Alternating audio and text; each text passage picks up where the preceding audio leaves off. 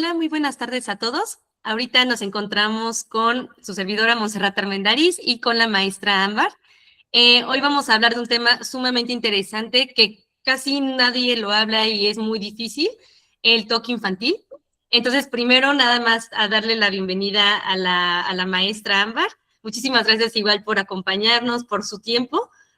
También aquí se encuentra Belinda, que también aquí tenemos a muchísimos especialistas.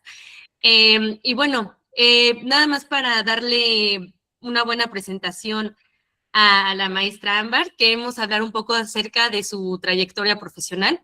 Ella es especialista en terapia cognitivo-conductual, en TOC, en ansiedad, y es neuropsicóloga clínica. Es la subdirectora de SINTOC en Canadá. Tiene experiencia en evaluación neuropsicológica, psicoterapia y coordinación clínica, y es participante en investigaciones internacionales sobre TOC, incluyendo Proyecto Latino. Tiene máster en neuropsicología clínica y máster en psicoterapia cognitivo-conductual. Es profesora universitaria, conferencista y organizadora de congresos internacionales en salud mental. Y pues bueno, sin más, vamos a darle inicio a la presentación. Muchísimas gracias, Monse, por la invitación y por la presentación. De verdad me gusta, súper contenta de ver caras conocidas y de ver muchas personas interesadas en saber y aprender sobre el TOC infantil. Ok, entonces vamos a iniciar. La plática voy a intentar que sea un tiempo de 1 hora. Ok, tal vez nos podemos extender un poquito más. Si tenemos dudas, inquietudes, las vamos escribiendo en el chat y Monse, tú me apoyas con eso. Si hay preguntitas en el chat, me las vas diciendo. Entonces, vamos a hablar un poquito del abordaje terapéutico en casos complejos. Para poder comprender el TOC en la adultez, tenemos que también comprender un poquito el TOC en la infancia y en la adolescencia. El TOC, por su complejidad sintomatológica en la infancia y en la adolescencia, a veces no somos capaces de ver y de diferenciarlo. Y muchos de mis pacientes adultos, cuando llegan a terapia y hacemos psicoeducación, ellos nos dicen, entonces yo tengo TOC desde que estoy chiquito. Y sí, muy seguro de que desde pequeños comenzamos a emitir rasgos toquianos y no nos damos cuenta. Entonces, poquito de esta plática es para formarnos como profesionales que nos permitan comprender y abordar de una manera mucho más eficiente lo que son nuestros pacientitos. Entonces, comenzamos, pásame la primera lámina. Ok, para hablar del desarrollo evolutivo típico, tenemos que ver la diferencia y comprender que son conductas y rituales habituales. Dentro de la infancia tenemos, y más adelante lo voy a explicar un poquito, que en la infancia hay conductas y rituales que nos ayudan de manera lúdica a fomentar, a madurar lo que es el área, o sea, psicosocial y de aprendizaje en lo largo de la infancia. ¿Ok? Estos funcionan, aportan seguridad frente a los temores y facilitan la socialización y resultan con un progreso continuo en el desarrollo. Siempre vamos a ver que a veces me llegan muchas mamás, es que mi hijo pone todos los carritos así, es que pone todas las muñecas de una manera o de otra, pero eso tiene una función. ¿Qué pasa? Que el niño toquiano también lo usa. ¿Cuál es la diferencia? Es que en el TOC estos rituales son inflexibles y persistentes. No es lo mismo que ponga todos los carritos de manera alineado y llegó el hermano, llegó el papá y se los movió, se van a enojar, van a ser reactivos, van a hacer un berrinche, pero a los 5 minutos se van a distraer con otra cosa. En los niños con TOC, eso los desregula emocionalmente muy fuerte, ¿ok? Donde ellos no permiten y no son capaces de expresar el por qué no puede ser de otra manera, generándole una angustia que raya en la patología. Ojo, solamente nosotros como papá, como representante, vemos la reacción emocional, pero no estamos comprendiendo qué pasa dentro de la cabecita de nuestro ser querido. Entonces, esta interferencia que es severa en el desarrollo genera un riesgo de persistencia en las etapas adultas. Es decir, a veces, y esto es muy común, vemos niños o niñas en edades entre 7 y 9 años, donde dicen los mamás y los papás, es que mi hijo es perfecto, tiene el cuarto arreglado, tienes que ver esos cuadernos, y lo confundimos con productividad, con disciplina, con éxito. Y eso lo reforzamos sin darnos cuenta que ese niño que tiene las muñecas todas, o sea, niña que tiene las muñecas todas sin usar, los carritos en su cajita, o los cuadernos muy limpios, muy bien escritos, para llegar hasta ese punto pueden pasar horas. ¿Ok? Tengo ahorita una paciente que tiene 6 meses sin entrar a su cuarto, porque ella dice, si yo entro a mi cuarto, lo desajusto y me voy a sentir muy mal y no voy a poder ir al colegio. Entonces, los papás se comenzaron a dar cuenta después de 3 meses que estaba durmiendo en el cuarto de visitas, con la excusa, es que me gusta más, es más grande, hasta que hubo un punto y dice, es que no puedo entrar a mi cuarto. Si entro a mi cuarto, me va a dar mucha ansiedad porque no sé si va a estar como yo lo dejé. Entonces, ya cuando los niños comienzan a verbalizar ciertas patologías, es porque tienes rato siendo prisioneros de su propia mente. Entonces, en el cuadro que voy a mostrar a continuación, más adelante, Monse, pásame la lámina. Ok, aquí vamos a hablar un poquito de lo que sería la matriz evolutiva del TOC y me gusta hacer un cuadro comparativo entre niños, adolescentes y adultos. ¿Por qué? Porque varía muchísimo. El grado de conciencia, el insight que pueda tener en los niños de menor capacidad para identificar las obsesiones. ¿Ok? Ellos no están sabiendo que están teniendo un pensamiento obsesivo. Simplemente es un pensamiento que necesitan liberar. No perciben la irracionalidad de la conducta. Yo no sé por qué pienso esto. Aunque las últimas generaciones a veces verbalizan, es normal que yo diga esto, porque hay una mayor concientización de la salud mental ahorita en los niños, ¿ok? Pero la variabilidad de las obsesiones, ellos no son capaces de identificarla. En el adolescente, dependiendo del grupo en que se encuentre, pueden tener una conciencia variable. Algunos comienzan a notar lo irracional, pero otros no. ¿En qué rango de edad se ven? Entre los 12 y los 16 años, todavía ellos están lidiando, porque entran con esa etapa del desarrollo hormonal de identidad, entonces ellos no saben si son niños, si son adultos, están con ese conflicto y aunado al TOC, el TOC va a tocar áreas que son sensibles, entonces hay momentos que van a decir, esto no está ok, pero otros me lo van a normalizar. ¿Qué pasa entre los 16 en adelante? Ya el pensamiento de 16 a los 18 se parece mucho a un pensamiento obsesivo de un adulto. Entonces, generalmente reconocen la irracionalidad del pensamiento, saben que no está ok, pero no entienden el por qué piensan lo que piensan. ¿Ok? Cuando hablamos de la presentación de los síntomas, en los niños el predominio de las compulsiones sobre las obsesiones es mucho mayor. Si recordamos un poquito el concepto del TOC, el concepto de TOC según el DSM es presencia de obsesiones, presencia de compulsiones o una mezcla de ambas. Entonces, en los niños, al no tener claro las obsesiones, ellos van a emitir conductas compulsivas, reguladoras emocionalmente. Esto genera un alto grado de sobrepensamiento mágico. Entonces, es muy esperado los niños entre 6, porque se puede ver a los 6 años, incluso a los 5, a los 4, porque coincide con escolaridades tempranas, hasta los 9, es que si piso la raya, le va a pasar algo a mi mamá. Entonces son muchos de prevención de pensamiento mágico, ¿ok? Y van cambiando y van modificando en el día, en la semana, que no es lo mismo que el niño que ve un paso, no sé cómo le dicen en México, que paso de cebra, paso, que son de rayitas, y los niños, ay, no voy a pisar las negras, no voy a pisar, porque es divertido, pero el niño toquiano, es que si las piso algo le va a pasar a mi mamá, es que si las piso algo me va a pasar a mí, ¿ok? Entonces, ellos no comprenden y por eso siempre se van a abocar y va a haber muchísimo más presencia de compulsiones. Los adolescentes son un poquito más similares en la parte con los adultos, pero con un mayor contenido mágico o exagerado.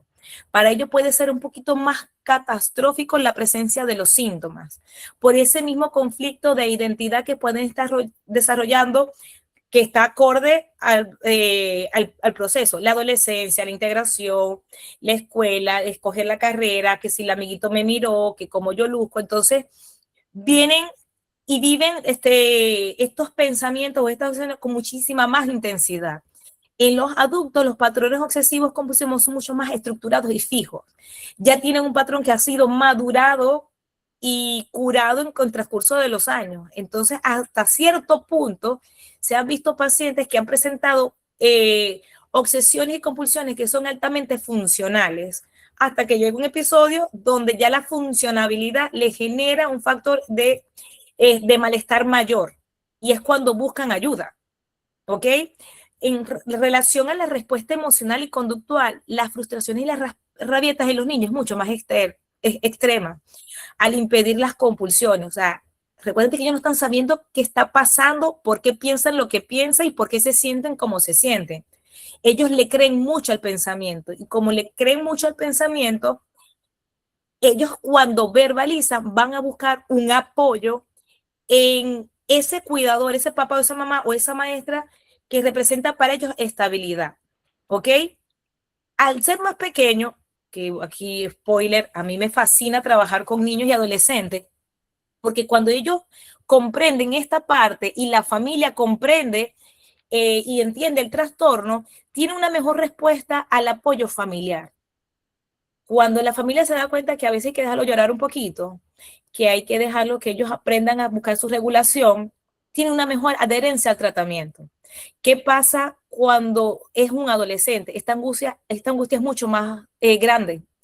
Generan una fuerte tendencia a ocultar los síntomas por vergüenza y culpa. Yo no quiero que se den cuenta que yo tengo esto, yo no quiero que mis amigos se den cuenta que yo pienso de esta manera, y a veces se aíslan de manera social o académica. Casualmente, ahorita tengo varios pacientes que no van a la escuela, no van a la escuela a causa de los pensamientos. La compulsión es la misma, evitación de ir a la escuela, pero el pensamiento es distinto. No voy a la escuela porque no quiero que me vean compulsionando, no voy a la escuela porque, y si fallo en la escuela, todo el mundo se va a dar cuenta que no soy bueno, no voy a la escuela porque me van a hacer bullying. Entonces, aunque vemos que la compulsión es la misma, esa angustia o ese malestar tan grande los hace ellos emitir una misma compulsión, que es evitación. Entonces, ellos siempre van a tener una intensidad sintomatológica en función al contexto social que estén viviendo. ¿Ok? Y en los adultos, esta angustia internalizada presenta una difusión ocupacional. Cuando el paciente me viene a consulta, la mayor parte es porque le está afectando en la universidad, le está afectando en la familia o le está afectando en el trabajo. Mientras no tenga una afectación en esas áreas, el paciente toquiano no va a venir a consultar. La siguiente, un repaso que lo estábamos hablando hace rato con las bases neurobiológicas y neuropsicológicas del TOC infantil, donde los circuitos que están implicados.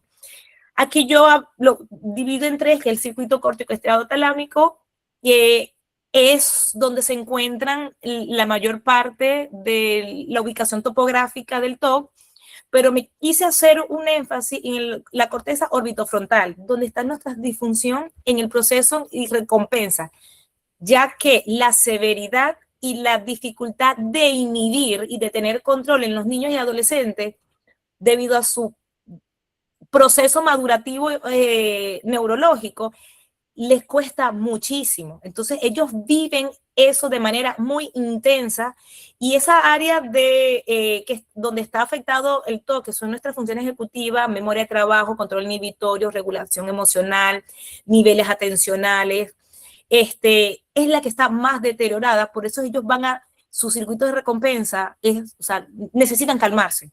Por eso es que hay presencia más de compulsiones. Nuestros ganglios basales van a dificultar esa inhibición de respuestas motoras y cognitivas automatizadas. Muchos de los niñitos que tienen TOC no pueden evitar, me dice, es que ¿cómo yo hago para no pensar? ¿Cómo yo hago? Que también me lo dice el adulto, pero el niñito me dice, es que yo siento que a veces no sé qué me va a pasar y yo necesito calmar. Entonces, en el TOC infantil no es puramente conducta, también vemos de esos procesos de pensamiento y de regulación emocional y la necesidad de tener control.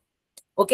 Recuérdense que si para muchos pacientes adultos es difícil comprender qué pasa en mi cabeza, imagínense para un niño chiquito. ¿Ok? Comentaba de que tenía, y lo vamos a ver un poquito más adelante, hay muchos casos de niños que me llegan con diagnósticos comórbidos de TDAH, y cuando yo veo, no es un TDAH, son niveles de ansiedad tan grandes que, claro, como tenemos comprometido áreas del cerebro que afectan los niveles atencionales, El niño y adolescente está más atento a tener control, a hacer sus compulsiones, a estar bien y desatienden el entorno. ¿Ok? Entonces, muchos de esos diagnósticos de TDAH, si yo me llegan 10 pacientes con diagnóstico de TDAH, capaz solamente tienen TDAH 2 o 3. Los demás son niveles de ansiedades muy, muy, muy altas. La siguiente. Aquí quería hacer una distinción importante. Yo no sé, lastimosamente no pude estar 100% el webinar pasado con el doctor Nicolini. No sé si el doctor Nicolini habló un poquito de esto, que es una patología muy rara. Yo no sé si de decir que tuve el gusto y el placer, pero tuve un caso de pandas, ¿ok? Que es una alteración, como lo dicen sus siglas, el PANS, el síndrome neuropsiquiátrico de inicio agudo pediátrico, y el PANDAS es el síndrome neuropsiquiátrico de inicio agudo pediátrico, pero asociado a un estreptococo. ¿De qué se diferencia al TOC? Es la aparición e inicio de los síntomas, ¿ok? Nosotros tenemos el placer y el gusto de trabajar con el doctor Nicolini, que estuvo en la investigación, que aisló, identificó y trabajó todo lo que fue el PANS y el PANDAS. ¿Ok? Un orgullo mexicano tenerlo en nuestras líneas y tenerlo como colaborador, donde descubrimos que la aparición de los síntomas de severidad alta entre 24 y 48 horas. Cuando no hay un estreptococo, es un PANS. Entonces, no hay causas infecciosas y los síntomas neuropsiquiátricos son severos, repentinos, no responden a ningún otro diagnóstico. ¿Ok? Pero ¿es solamente TOC? No. Hablamos de restricción alimentaria, un trastorno de conducta alimentaria, depresión aguda, trastorno de ansiedad generalizada, en algunos casos hasta episodios de delirios y alucinaciones. ¿Ok? En el PANS es con mucho tener mucho más cuidado, porque es a causa de una infección estreptocócica. ¿Qué pasa? Que muchos estreptococos son asintomáticos. Entonces vemos a un niñito que se infectó y después que pasó la infección, tiene aparición repentina y aguda de los síntomas. Entonces puede aparecer en un episodio con enuresis nocturnas y cambios humores severos, síntomas de TDAH, ansiedad por separación extrema, y los papás no saben qué hacer y lo llevan al médico y el médico dice que está bien, pero cada vez los síntomas son más severos y deteriorantes. ¿Qué pasa? Que cada vez que ese niño tenga una infección, es una ruleta rusa. No sabemos con qué nivel de severidad y qué otras patologías se pueden activar. No siempre se activa el TOC, pero el TOC es una de las más recurrentes, ¿ok? Pero eso puede venir con ansiedad generalizada, con un episodio depresivo mayor, puede venir con alucinaciones, pueden venir con afectaciones neuromotoras, porque va a depender del sistema inmunológico. ¿Cuál es el tratamiento? Con ellos trabajamos calidad de vida. Calidad de vida, apoyo con neumonología, con pediatras, neuropsiquiatras, neurólogos psiquiatras, donde preparar al papá y a la mamá o a los cuidadores para cuando estos episodios aparezcan. Hace aproximadamente 8 años yo tenía un daycare privado aquí en Canadá y me llegó una mamá diciendo, tú tienes experiencia en pandas. Entonces por dentro fue como que, wow, un panda face to face. Y yo le dije, bueno, sí, conozco, no he tenido un caso, pero conozco, lo estuvimos abordando, trabajamos con pediatría, trabajamos con neurólogos, trabajamos con infectólogos. Y una semana antes que el niñito comenzara conmigo en el daycare, porque necesitaba comenzar escolarización, tenía aproximadamente 4 años, recayó con una amigdalitis. Y la amigdalitis le generó un cuadro depresivo mayor. Y el niñito lo tuvieron que hospitalizar. Y por condición de su neumonólogo, de su infectólogo, tenía que pasar a escolaridad en el hospital. Entonces no pudimos atender el caso directamente, pero sí son muy comunes, sí se pueden presentar, ¿ok? Pero son muy raros, donde nosotros como especialistas en TOC infantil vamos a trabajar el TOC, pero no podemos trabajar solos, tenemos que trabajar con un equipo multidisciplinario, ¿ok? El siguiente. Ahora, para poder diagnosticar y tener un buen abordaje de nuestro TOC infantil, tenemos que saber tener un diagnóstico diferencial, ¿ok? Entonces, yo siempre les digo a los pacientes, aunque todo puede ser TOC, no todo siempre es el TOC. Entonces, hay que saber hacer una evaluación porque el TOC no viene solo. Y hay trastornos que digamos que son sus bestias. Son trastornos que son muy recurrentes y que se pueden presentar, como el trastorno de ansiedad generalizada. Se puede confundir con TOC, ¿ok? Porque comparten evitaciones, respuestas de alerta y desproporcionadas. Entonces está el diagnóstico TOC con ansiedad y TOC y ansiedad. Aquí, ¿qué vas a diferenciar? Es quién es primero, quién me genera quién. Aunque el TOC genera y da mucha ansiedad en el afectado, a veces no tiene el diagnóstico de TAC o de ansiedad generalizada en sí mismo, sino es un rasgo sintomatológico a causa del pensamiento. Tenemos el trastorno de tic y Tourette, la fina línea entre las compulsiones motoras y la necesidad de descarga premonitora y psicomotriz. Tengo pacientes con tic y Tourette y TOC. ¿Cuál es la diferencia? Es que hay muchos TIC que son compulsivos y hay otros que no. Tenemos que nosotros tener un ojo clínico y una buena indagación clínica en la entrevista y tener un ojo clínico para ver si los TIC que me está teniendo el niño o el adolescente son parte de que tengo TIC o son parte de la liberación psicomotriz porque tengo un pensamiento y esa es la única manera de aliviármelo. Voy a poner un ejemplo en este en particular.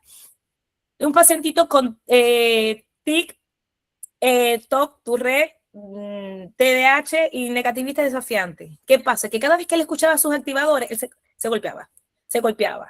Entonces, yo le fui trabajando desde golpear a cambiar la mano, de cambiar la mano a sobarse. Entonces, había veces que hacía, lo fue cambiando.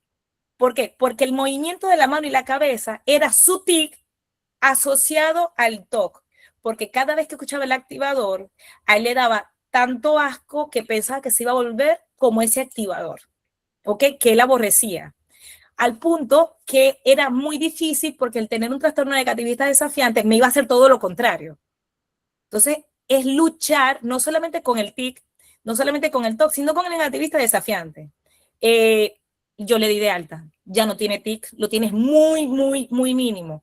¿Cuáles son los mínimos? Los que son correspondientes a su TIC y a su Tourette, ¿ok? Pero los TIC y las vocalizaciones del Tourette que le responden al TOC ya no las emite. Entonces, eso es importante. Sí se puede trabajar con mucha persistencia y sabiendo trabajar un trastorno y el otro, porque entre TIC y el TOC es como lo que es bueno para el TIC no es bueno para el TOC. Entonces, es saber y poder dar una psicoeducación que diferencie un trabajo del otro. Dentro del trastorno depresivo mayor está la rumiación, la culpa, la vergüenza, que se mimetiza con las ideas obsesivas. Muchos pacientes con TOC tienen bajones emocionales porque ellos no se quieren sentir así. Al igual, hay que hacer, y yo creo que más adelante, una evaluación bien pertinente y saber si el paciente me tiene TOC y depresión o TOC con depresión y que la depresión viene a causa de la severidad, de la intensidad o del tipo de pensamiento. No hay pensamientos mejores que otros en el TOC. Todos son abrumantes. Y el otro que es bien interesante es con el TEA, ¿ok? Porque tenemos comportamientos repetitivos, rigidez cognitiva y compulsiones. ¿Qué pasa? Que los comportamientos repetitivos del TEA, las compulsiones, las estereotipias en el TEA son reguladores emocionales, son egosintónicas y en el TOC son egodistónicas. Entonces nosotros tenemos que saber trabajar cuándo es el TEA y cuándo es el TOC. Hay muchos pacientes con TEA altamente funcionales. Entonces podemos hacer la diferencia, ellos aprenden y ellos dicen, ok, este es por mi TEA, este es por mi TOC. Pero en casos mucho más severos, ahí sí es recomendable apoyarse de especialistas. Mis pacientes que tienen TEA son nivel 1 con alta funcionabilidad y los puedo trabajar bien, pero si tengo un nivel de TEA muchísimo más severo, ahí sí yo me apoyo de otro especialista y le digo, bueno, esto lo va a trabajar tu especialista de TEA y esto yo lo trabajo y en conjunto desarrollamos estrategias para que podamos reforzar una el trabajo de la otra. ¿Ok? La siguiente.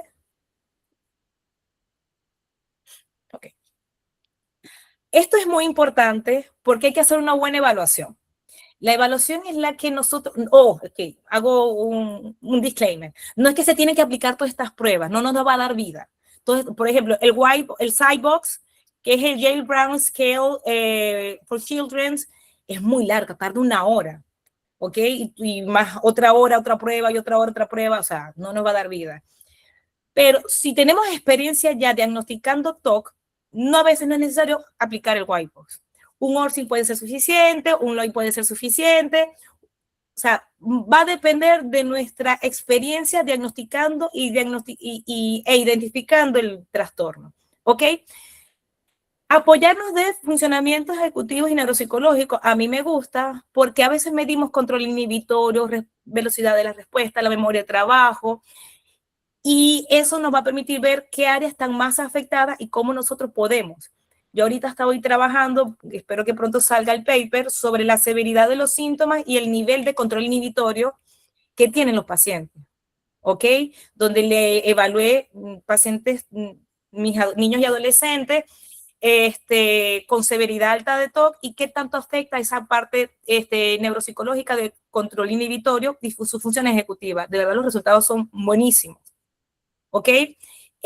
Para saber esa diferencia, si el paciente tiene TOC y TOC con, nos podemos apoyar de pruebas y test que nos miden estados de ánimos y personalidad. Tenemos el MAS, el CDI, el CASAT-PL. Esos son ejemplos, no que tiene que ser esto. Si ustedes tienen sus baterías de pruebas de confianza a nivel infantil y las pueden utilizar, perfecto. Tenemos las pruebas de comorbilidad motora, como el trastorno centrado en el cuerpo, tenemos de tic, Tourette, también para tricotilomanía, cuando sospechamos y queremos tener certeza. ¿Ok? ¿Qué nos va a permitir esto? Que un diagnóstico exige combinar entrevistas estructuradas, autorreportes, informes, preguntarle al familiar, preguntarle a los cuidadores. Yo siempre le digo a los papás, ¿quiénes apoyan al niño en tratamiento? Bueno, la mamá, la abuela, el perro y el gato, tráigamelos a todos, porque de ahí yo también saco información. Siempre decimos que el todo tiene personas favoritas, lugares favoritos, momentos favoritos. Entonces los comportamientos que emite con uno no los emite en otros ambientes. ¿Ok? Y si a esto lo reforzamos con las pruebas pertinentes, vamos a tener un diagnóstico mucho más integral que en el futuro nos va a permitir trabajar con un equipo que va a ayudar de manera mucho más expedita el tratamiento. La siguiente, Monse. Y aquí voy. El abordaje terapéutico integral no solamente es la TCC, es un conjunto de muchísimas cosas. Primero, el núcleo conductual. La TCC es como que el masterpiece, ¿ok? Donde dentro de todas las herramientas que tiene la terapia cognitivo-conductual, la primera que tiene efectividad, evidencia científica para el TOC es la EPR, exposición con prevención de respuesta, y aprendizaje inhibitorio. El aprendizaje inhibitorio es una técnica que estamos reforzando desde los últimos 10 años, ¿ok? Que es la creación de nuevas memorias de seguridad que compiten con las memorias del miedo. Hacemos un reaprendizaje. La idea es que ese cerebro, que ya sabemos que tiene una alteración por su condición neuropsiquiátrica crónica, que el paciente o tiene TOC o no tiene, entonces ya que lo tienes, tú tienes que generar un reaprendizaje para que cuando ese niño o adolescente me crezca y llegue a la adultez, va a seguir padeciendo de TOC, pero la capacidad que me tiene de inhibir ciertos comportamientos le va a permitir tener que la severidad no sea tan alta, ¿ok?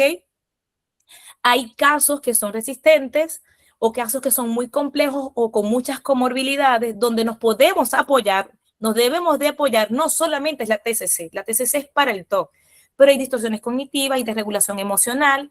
Entonces tenemos otras terapias como la terapia de aceptación y compromiso. Lo trabajo muchísimo más con adolescentes que con niños, en casos que lo requiera.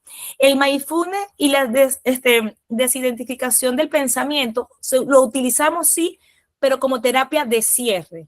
¿Por qué como terapia de cierre, tanto niños, adolescentes y adultos? Porque una vez que nosotros enseñamos la conciencia plena del cuerpo en malestar, ellos tienen que aprender esa conciencia plena del cuerpo en bienestar.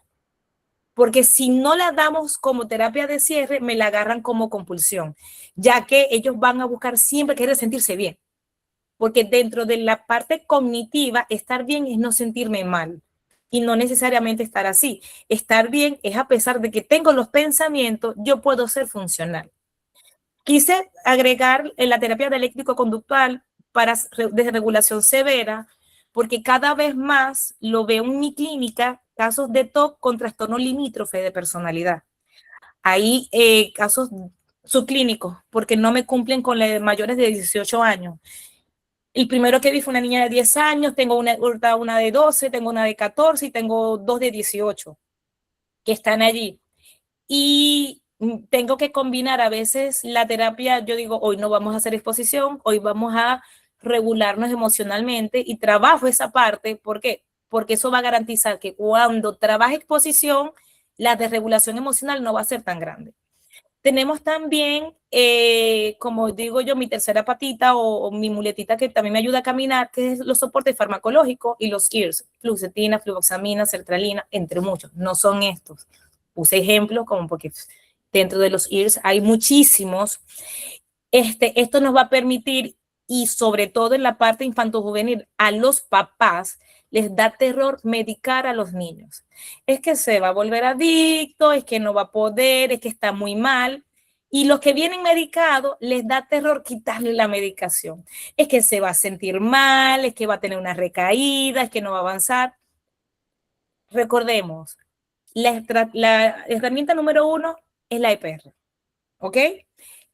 El psicofármaco nos va a ayudar a regular las comorbilidades que me genera mis pensamientos y mis compulsiones, ¿ok? Pero no, un tratamiento farmacológico solo no es, no va a tener una contención, pero no va a tener una solución. Y aquí la solución es aprender a vivir con el diagnóstico, ¿ok? Yo lo puse como base por esta parte de psicoeducación porque es sumamente importante involucrar todo el sistema familiar. Cuando hablamos sistema familiar, a mí me gusta meter hasta la parte educativa. Yo he tenido que hablar con colegios, con maestros, para decirle qué es el TOC, porque todavía tristemente en nuestros países hay mucha estigmatización de lo que es el TOC, de cómo se ve el TOC, de cómo se come el TOC, de que entonces es puro limpieza. Entonces, cada vez que nosotros hacemos psicoeducación, cada vez que yo le digo al paciente, la idea es que tú te vuelvas tu terapeuta. La idea es que tú te vuelvas especialista en el TOC, pero en tu TOC, no en el TOC del amiguito, no en el TOC de tu mamá, ni el TOC de tu primo. Es en el tuyo, en que tú sepas cómo funciona. ¿Por qué? Porque el TOC crece con nosotros. Entonces, a medida que tú vayas creciendo y tú sepas y aprendas y busques fuentes que te den confiabilidad, que te den seguridad, que te den certeza, va a tener una mejor adherencia al tratamiento. ¿Ok? Entonces, es muy importante. Yo pienso que la psicoeducación, si yo no entiendo mi trastorno, no voy a entender el tratamiento, no voy a entender el porqué de muchas cosas. El tratamiento para el TOC es contraintuitivo. Si mi pensamiento me dice no lo toques, yo tengo que tocarlo. Si mi pensamiento me dice no lo hagas, yo tengo que hacerlo.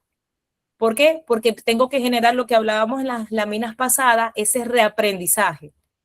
Como sabemos, no podemos, las neuronas son las únicas que no se regeneran, pero podemos generar esa plasticidad cognitiva de nuevas conexiones neuronales que nos generan un nuevo aprendizaje. Y eso sí lo podemos hacer. ¿Ok?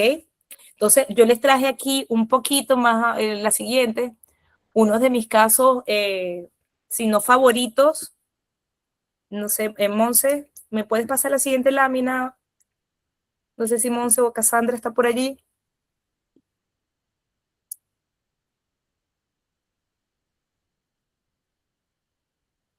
Ok, ya, gracias. Este es un caso que, ups, ¿qué pasó? Ah, ¿sí logran verlo? Ahorita me lo pusiste, pero se me quitó, ¿Verdad? mamacita. Perfecto. Sí, Ahí, ¿verdad? Perfecto. ahí está el caso. Ok, este caso es uno de los casos que más cariño le tengo porque vi el deterioro de mi paciente. ¿ok? Es una paciente que ingresa conmigo, paciente femenina, que ingresa conmigo con 16 años, en 2021, ¿ok? Actualmente tiene 20, bueno, debe tener ya 21 años, por ahí, y me llega con un diagnóstico de TOC severo, ¿ok? Yo puse aquí los diagnósticos, pero ella me llega con TOC, ¿ok?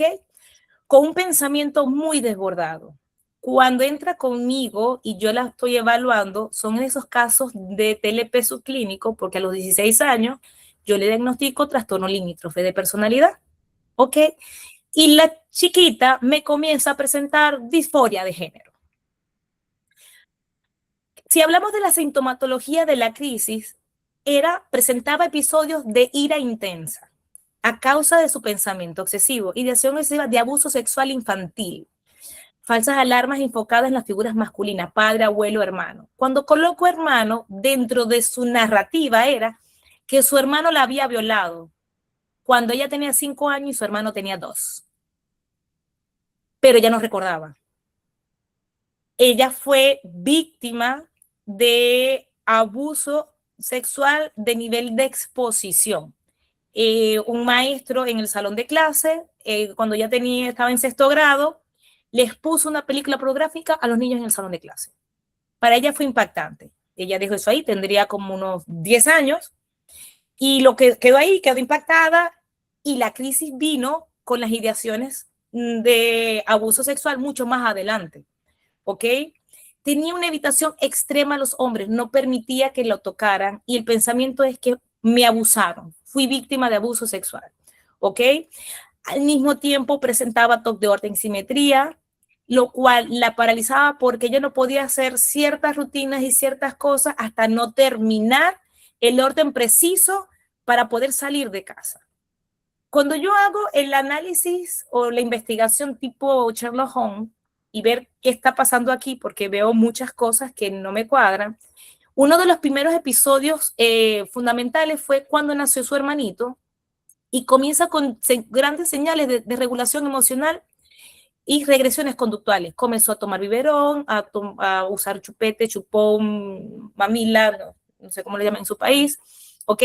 En el 2018 fue diagnosticada con TOC y solamente recibió abordaje farmacológico sin psicoeducación ni psicoterapia, ¿ok?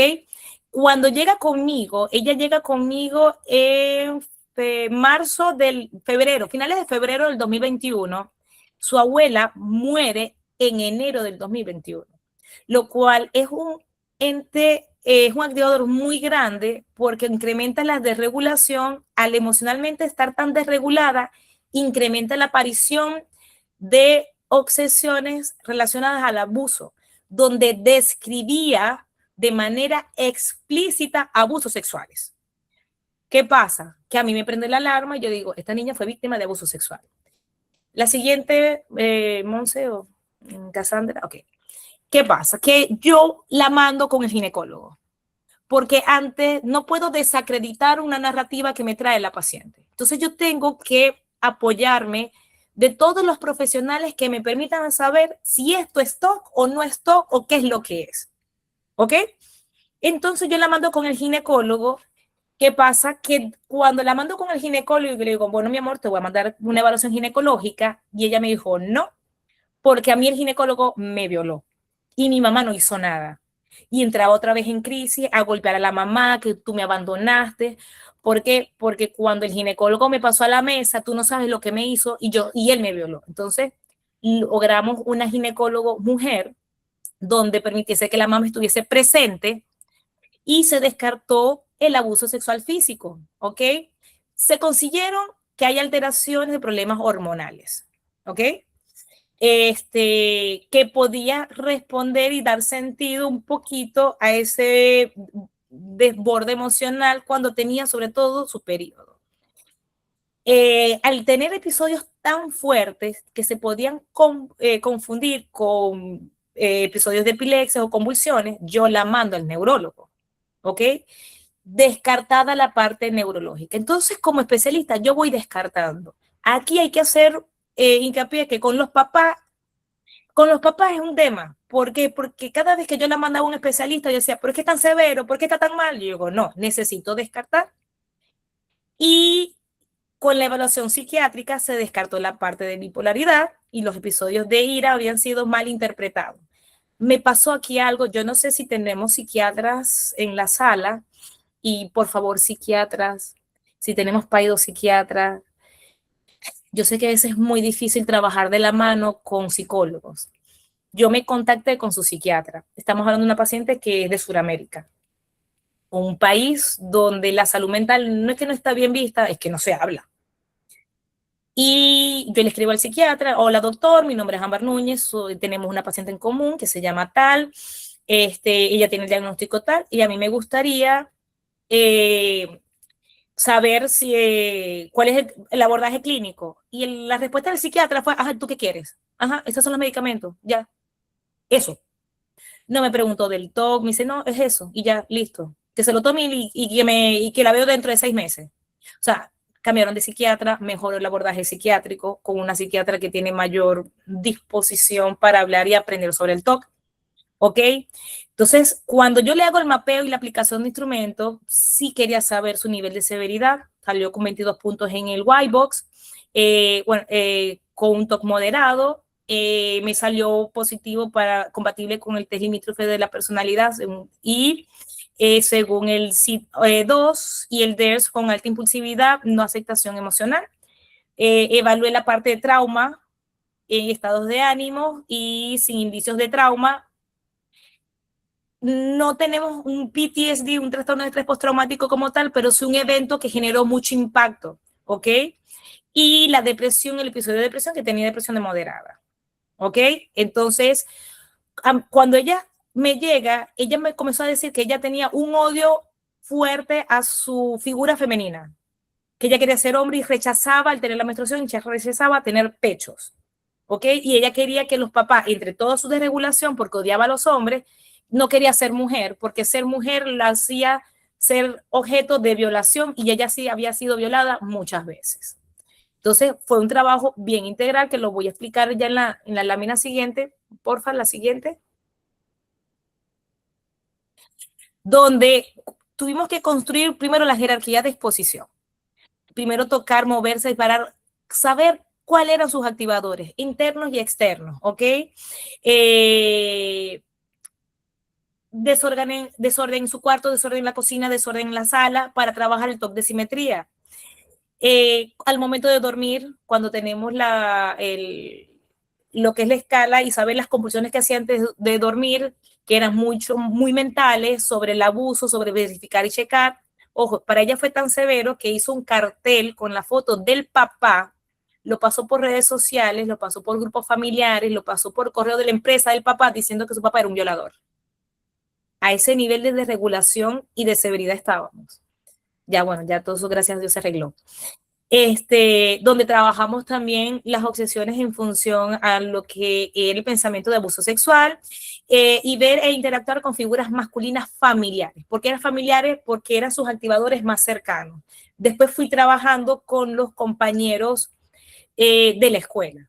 Para la prevención de respuesta y el bloqueo de los rituales, la interrupción activa a la conducta era la revisión mental. O sea, ella me hacía muchas compulsiones mentales sobre si fue abusada y repetir y rebuscar y aprender a responderse de manera insatisfactoria, y de saber si le estaba expuesta a conductas peligrosas y reevaluar todo fue muy difícil debido a la desregulación y ella se exacerbaba. Entonces, el objetivo principal fue reforzar el aprendizaje inhibitorio, no solo acostumbrarse al miedo, sino a crear unas nuevas sensaciones. ¿Ok? Buscarle puntos de seguridad ante los factores amenazantes, donde la tolerancia iba incrementando, donde ella pudiese estar y compartir momentos con el papá y con el hermano sin que se linkeara y sin que se me activara el pensamiento: es que ellos me abusaron. Si les puedo decir qué fue lo que me quedó de esa desregulación y de ese trabajo de exposición, que ya las peleas que tenía con el papá y con el hermano era sobre fútbol, porque iban a equipos distintos.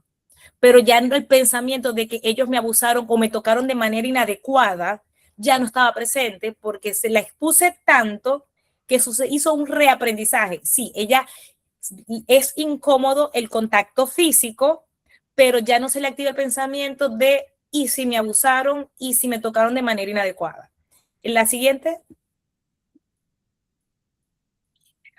Para la parte del trabajo de identidad y de la regulación, usamos la terapia dialéctica conductual, ¿ok? Donde sí trabajé mindfulness, pero centrado en su desregulación emocional para reducir el sufrimiento complejo, porque aquí se me juntaba un trastorno con el otro, ¿ok? La regulación emocional y el manejo de la frustración familiar y con relación al género. ¿Qué pasa? Que logramos que ella pasase de una adversión y un rechazo a su figura masculina, perdón, femenina y querer ser hombre, a aceptar, ok, tengo este cuerpo, pero ya a lo último me dijo, bueno, Amar, es que yo creo que sí, o sea, este es el cuerpo que yo tengo, no es que me quiero volver hombre, ya aprendí a abrazar mi cuerpo, pero me gustan las mujeres. Y yo, bueno, eso es otra cosa. Ok, me dice, no, me gustan las mujeres, o sea, yo creo que soy lesbiana, y ahí se me repitió el ciclo, pero fue con los papás. Entonces, trabajar esa regulación emocional y ese manejo también de la frustración que pueden tener los padres, porque es única hija, ¿ok? También no me permitió romper los ciclos de victimización y agresión pasivo-agresiva, porque ella buscaba victimizarse y generar situaciones donde le decía a los demás, si esto me pasó, si me hice esto era por tu culpa, porque tú no me aceptas. Entonces, hubo un punto donde el TOC ya lo pudimos trabajar y nos quedamos trabajando 100% dialéctica conductual con su TLP, que es lo que actualmente todavía, por la razón que me llama es por su TLP, por su desregulación emocional. ¿Ok?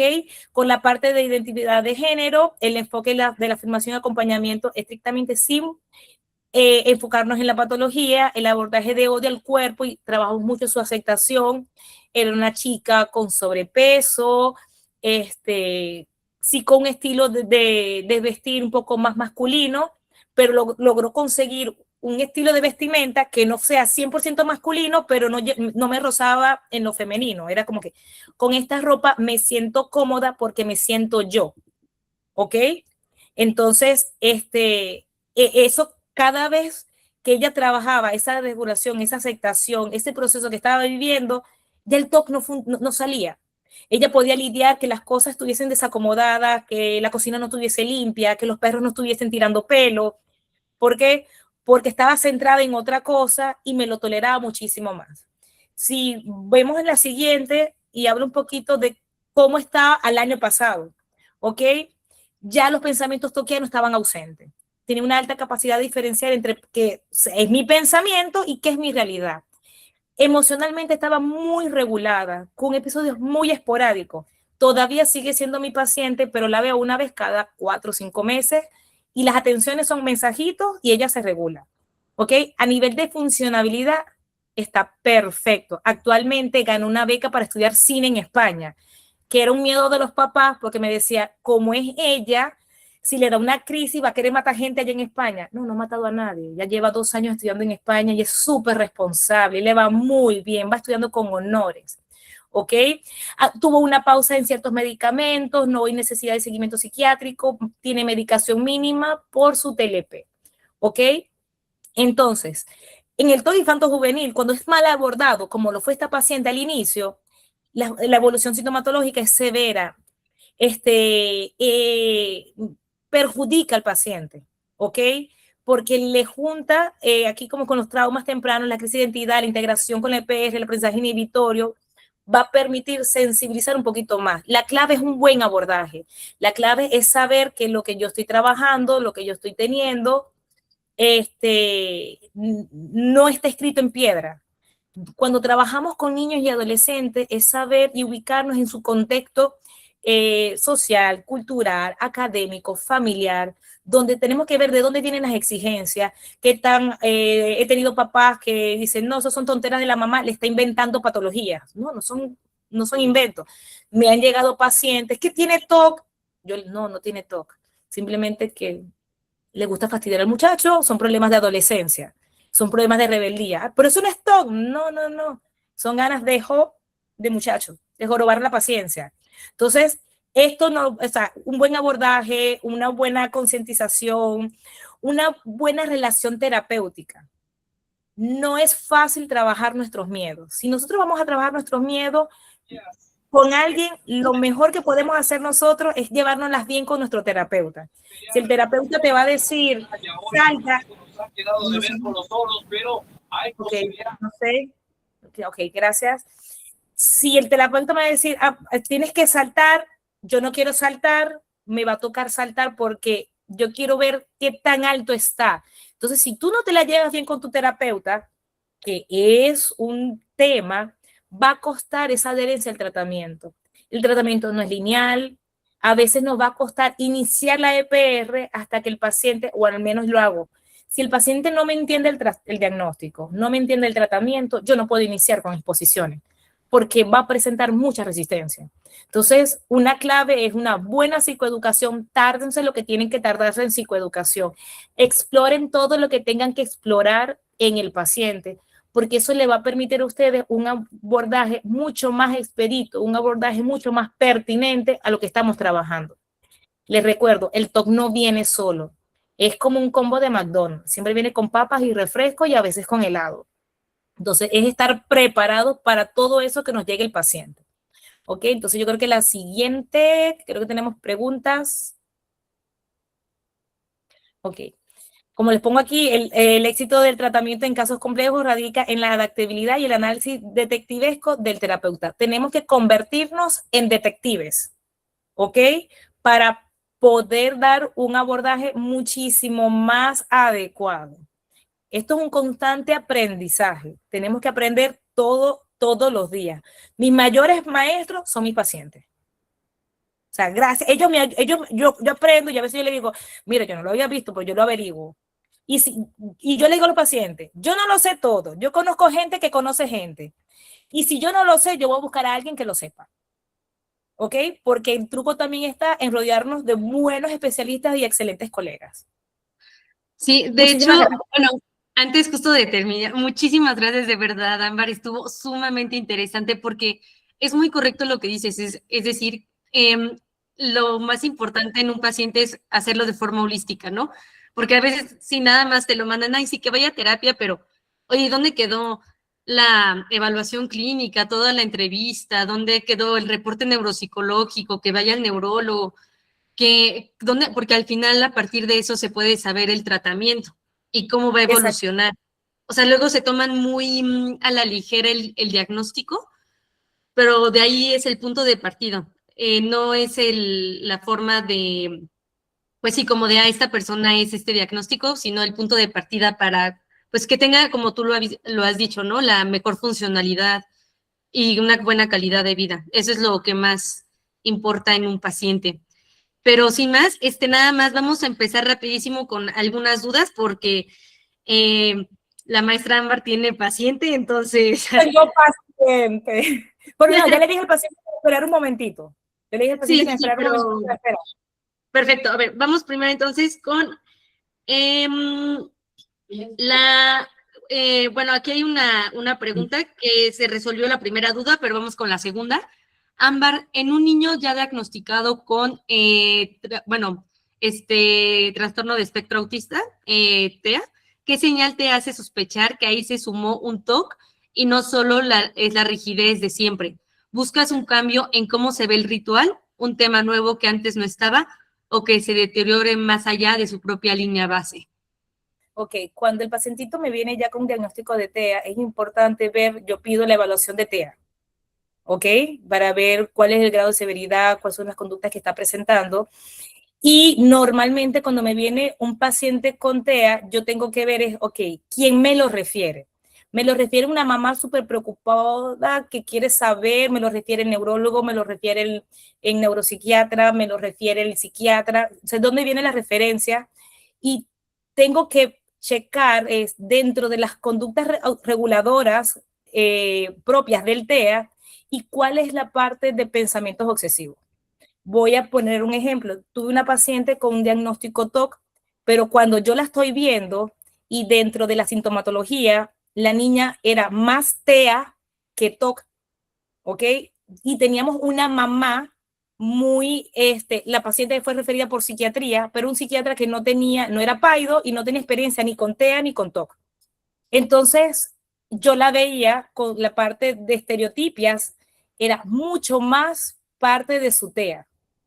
Y cuando yo indagaba la parte de TOC, la disconformidad, la parte obsesiva, no estaba tan presente que me le respondiese a el criterio, como nosotros llamamos criterio FIDI, de una obsesión frecuente, intenso, duradero y que interfiere. ¿Ok?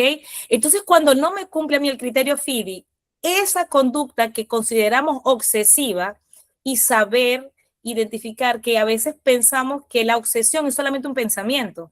La obsesión son pensamientos, sensaciones, imágenes o impulsos. Entonces, tener bien ese desglose cuando yo explico, yo hago la psicoeducación, normalmente ya los pacientes se van respondiendo. Ah, no, no respondo a esto, o los papás van respondiendo.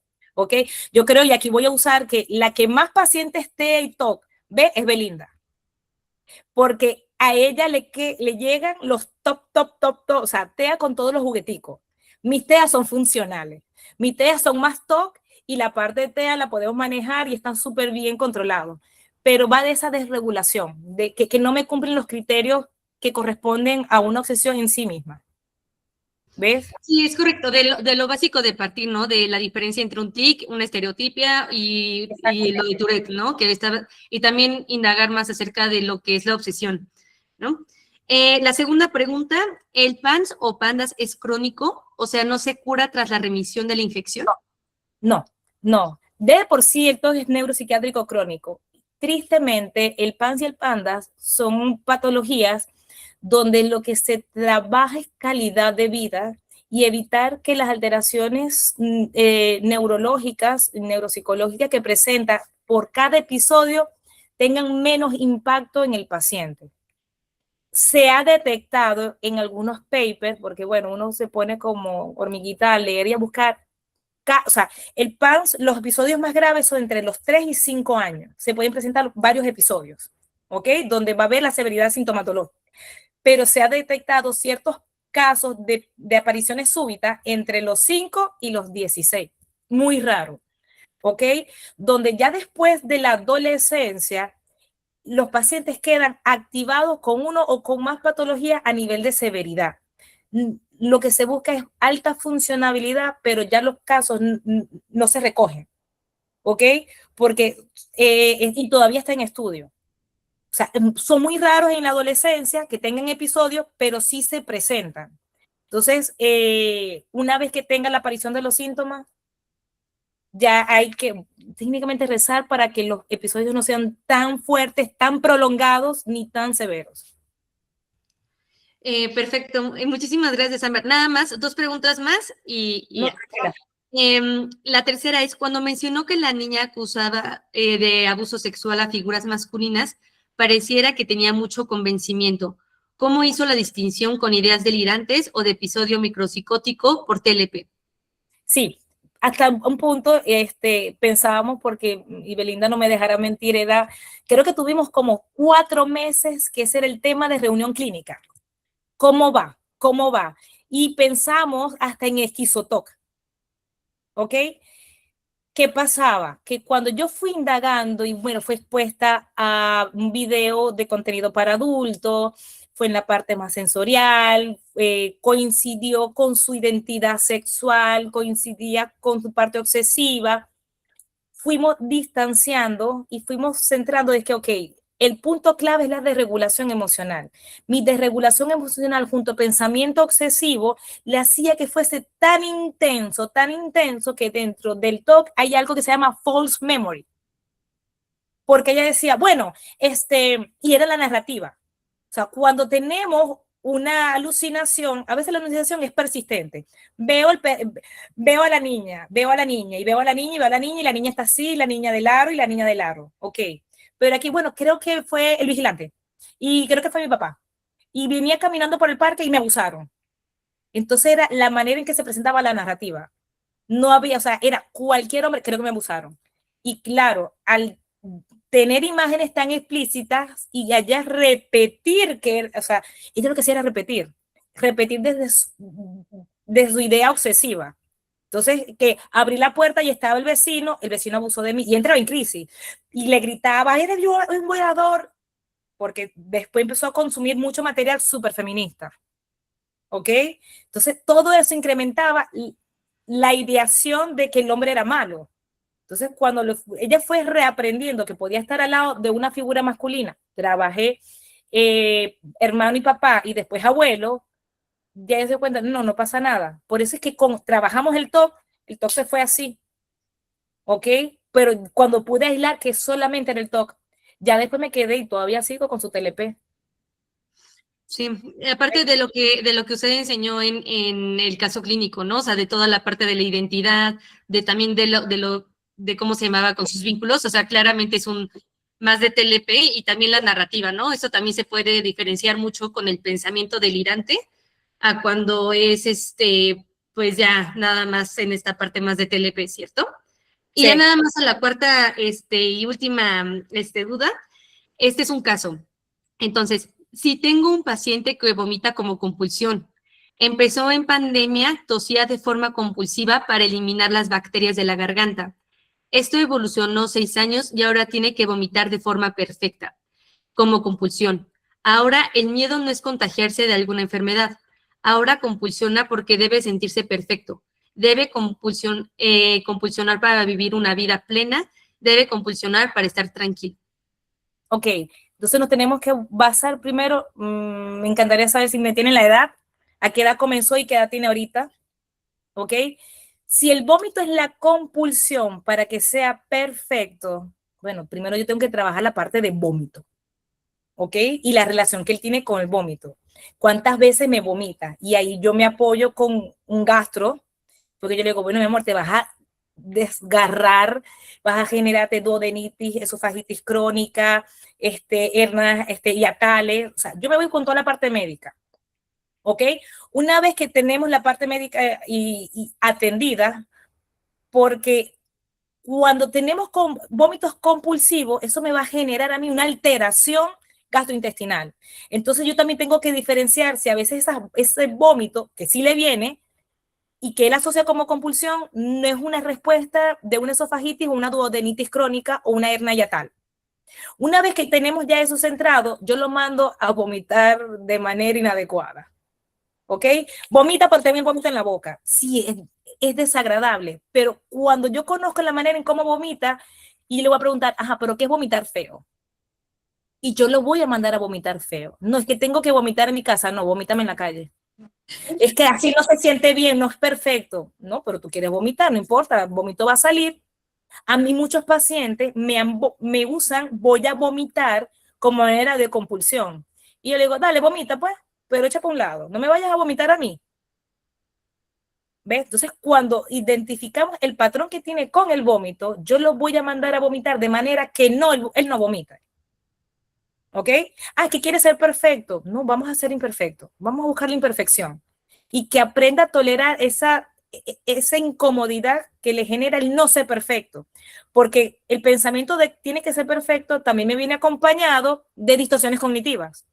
Entonces, yo también, con la EPR, tengo que trabajar distorsiones cognitivas. ¿Ok? Y me encantaría verlo vomitar imperfecto. Uy, yo sería feliz.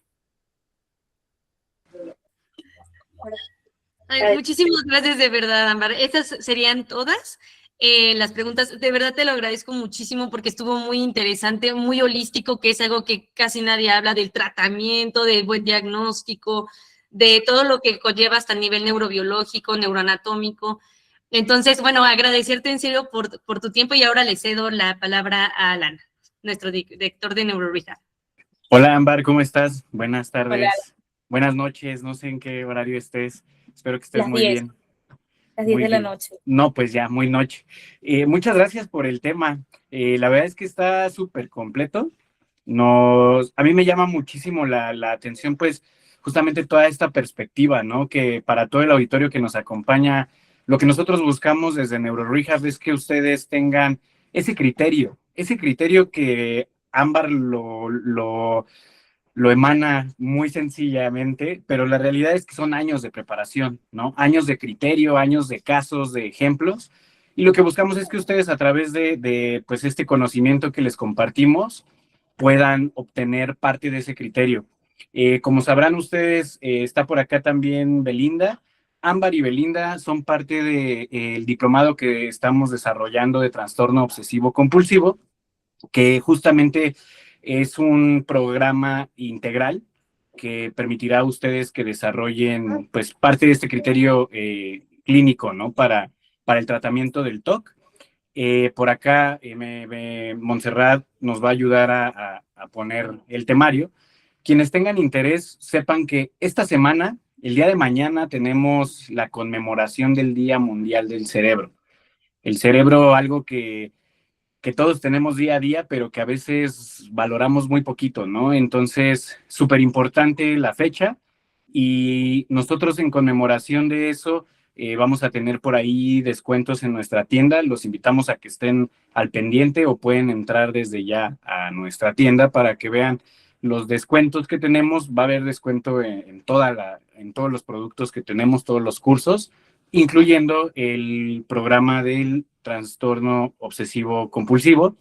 Eh, las personas que tengan dudas con respecto a la duración, a toda la parte, digamos, del temario, con gusto pueden contactarnos. Por acá les vamos a dejar el contacto para que puedan escribirnos por WhatsApp. Y pues nada, invitarlos a que se sigan preparando. Como ustedes pueden ver, el trastorno obsesivo compulsivo, lo ideal sería que llegara solo, ¿no? Y que fuera nada más así, súper fácil, pero la realidad es que no viene solo. Viene la mayoría de las veces con algún otro tipo de comorbilidad, y lo importante para ustedes que están en toda esta parte del tratamiento con pacientes es que tengan las herramientas para poder discernir entre un tratamiento u otro. Ya nada más cierro diciéndoles que este programa es único en el sentido de que vamos a integrar una parte de los tratamientos más innovadores, que es la parte de estimulación magnética transcraneal, terapias de neuromodulación. Eso no lo van a encontrar. De por sí no hay programas de trastorno obsesivo compulsivo general a nivel global, y los que hay pues son mucho más basados en toda la parte teórica, ¿no? Este programa tiene una parte práctica, que es justamente toda la parte de los tratamientos de neuromodulación. Entonces, Ámbar, muchísimas gracias por la plática. Siempre un placer escucharte. Beli, saludos hasta Guadalajara. Y pues muchísimas gracias a todo el auditorio. Quienes quieran obtener más información, por favor, déjenos por ahí un comentario. Alan, Sí. si me das un minuto, y yo creo Adelante. que es una información súper importante. El módulo que está coordinando Ámbar, que tiene que ver con TOC infantil, es importante que resaltemos de que tenemos a los mejores especialistas de TOC infantil de toda Latinoamérica y Estados Unidos. Tenemos al doctor Eric Storch, que maneja la parte infantil del Hospital de Baylor en Houston. Tenemos a la doctora Karen Martínez, que es la que maneja la parte de infantil en Puerto Rico. Y hay un panel de expertos que están especializados en el área infanto-juvenil. Por aquí vi dentro de los participantes a nuestra especialista de Chile, de Sintoc Chile, que es Sari Torre. Es una de las expertas en Chile que maneja TOC infantil, y el manejo con títeres es excelente. Entonces, tienen un equipo de profesionales de alta calidad internacional, que realmente es una gran oportunidad para que puedan trabajar, para que puedan educarse y entrenarse con los mejores de Latinoamérica. Así que no se pierdan esta oportunidad. Muchas gracias, Beli. Y pues nada más por ahí, sí, se me olvidó, el diplomado tiene el aval de la UNAM, ¿no? Entonces, con este programa van a estar más que formados, y con el aval de una institución como lo es la Universidad Nacional Autónoma de México, con los mejores especialistas a nivel Latinoamérica e incluso global. Por ahí tenemos especialistas pues de alto renombre, ¿no? No pierdan la oportunidad, y de todas formas pueden consultar algunos otros webinars que hemos tenido previamente con Beli y con el doctor Nicolini el pasado viernes, súper interesantes, que podrían ayudarles también a conocer un poquito de esta perspectiva integral que tenemos hacia el paciente. No olvidar nunca que el paciente pues sigue siendo un humano, ¿no? Y al final tenemos que darle el tratamiento de acuerdo a lo que sus necesidades. Entonces, muchísimas gracias, Ámbar, muchísimas gracias, Beli, muchas gracias a Monse y a todo el auditorio, y les deseamos que tengan una gran noche. Bye, de verdad, muchísimas gracias a todos por participar. Feliz noche. Hasta luego. Gracias. Hasta luego. Muchas gracias, hasta luego. Hasta luego.